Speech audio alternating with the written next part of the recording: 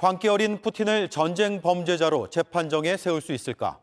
이 질문으로 오늘 뉴스룸을 시작합니다. 한 여성이 남편이 묻힌 걸로 추정되는 곳에서 목 놓아 울고 있습니다.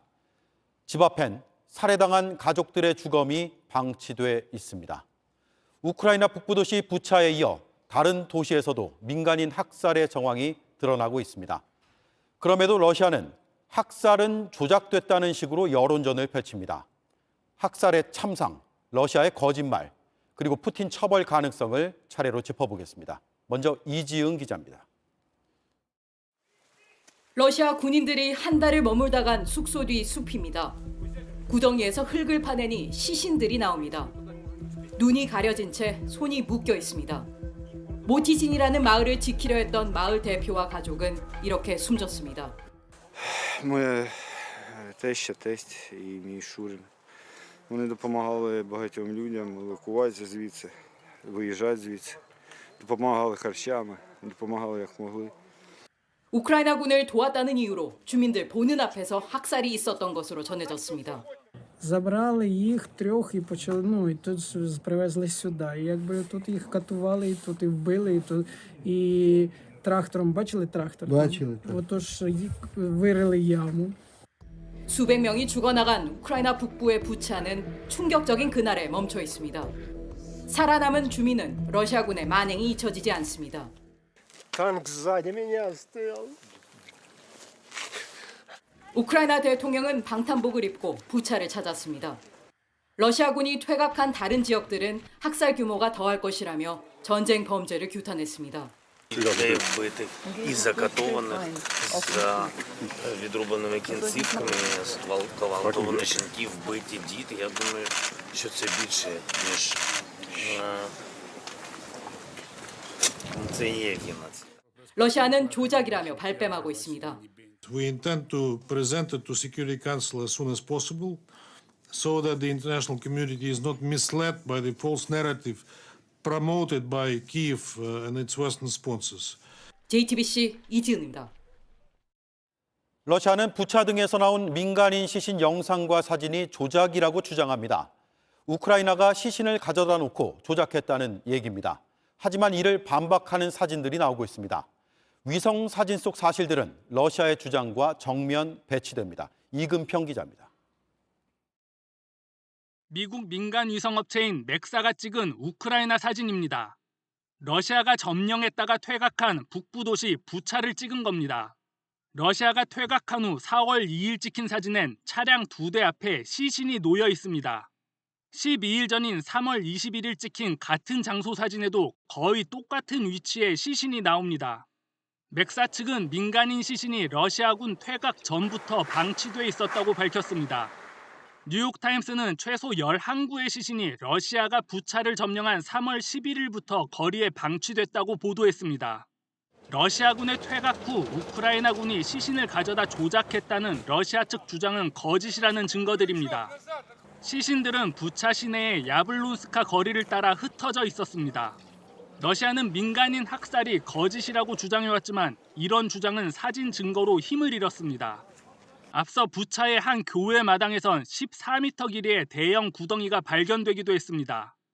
여기에서만 약 300여 구의 시신이 매장된 걸로 추정되고 있습니다. JTBC 이금평입니다.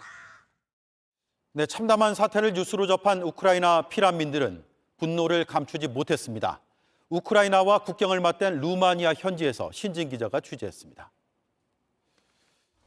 학살 소식이 알려지자 전 세계는 경악했습니다.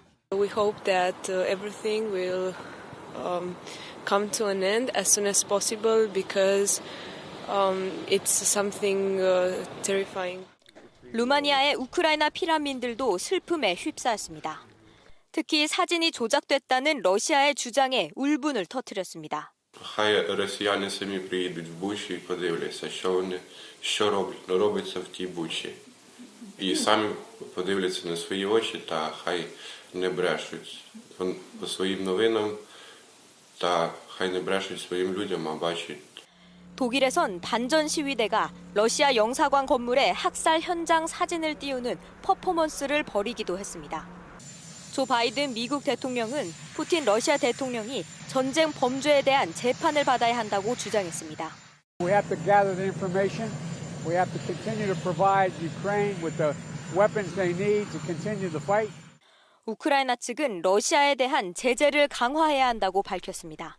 I demand from our partners, on behalf of the victims of Bucha and the people of Ukraine, to take the most severe sanctions against Russia this week. 네, 이곳은 루마니아의 국립미술관입니다. 이렇게 이곳에도 우크라이나의 국기와 연대한다는 내용의 글귀가 붙어 있습니다. 전 세계가 하루빨리 소모적인 전쟁이 끝나기를 바라고 있습니다. 루마니아 부쿠레스티에서 JTBC 신진입니다. 네, 푸틴 러시아 대통령을 반드시 전쟁범죄 재판에 세워야 한다는 국제사회의 목소리가 커지고 있습니다. 가능한지, 시간은 얼마나 걸리는지 취재 기자와 하나씩 짚어보겠습니다. 김재영 기자가 나와 있습니다. 푸틴 대통령을 실제로 전범재판소에 세울 수는 있는 겁니까? 현실적으로 단기간에는 어렵다고 봐야 합니다.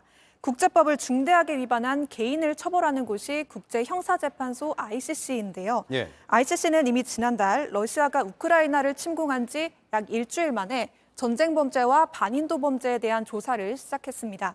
그런데 조사를 시작한 것과 푸틴 러시아 대통령을 직접 재판정에 세우는 것은 다른 문제입니다. 러시아는 2016년에 ICC를 탈퇴해버려서 현재 당사국이 아닌데요.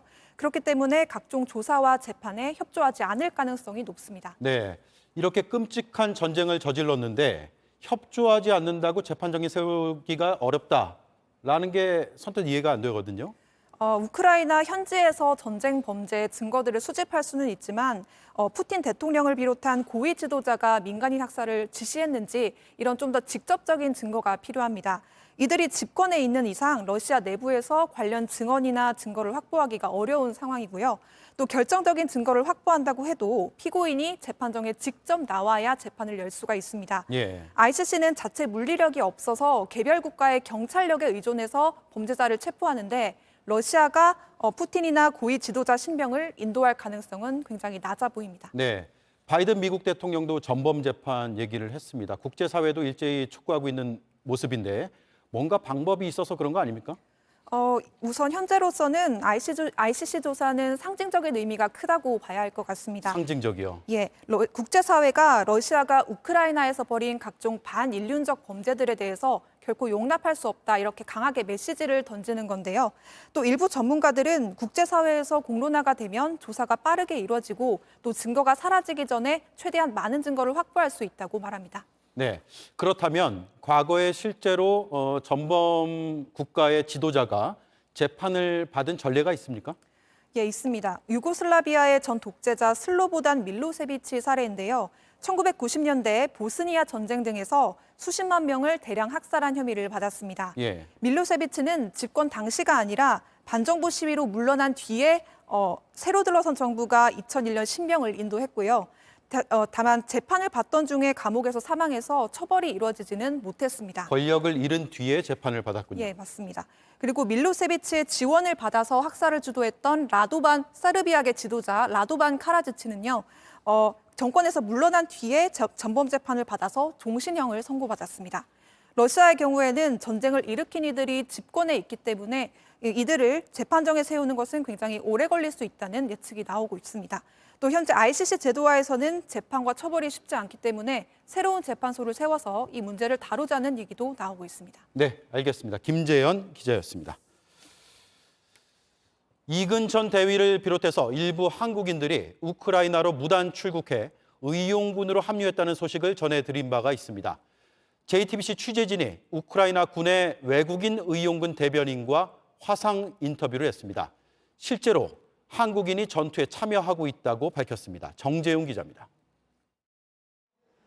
우크라이나군 외국인 의용병 부대인 국토방위군 국제여단.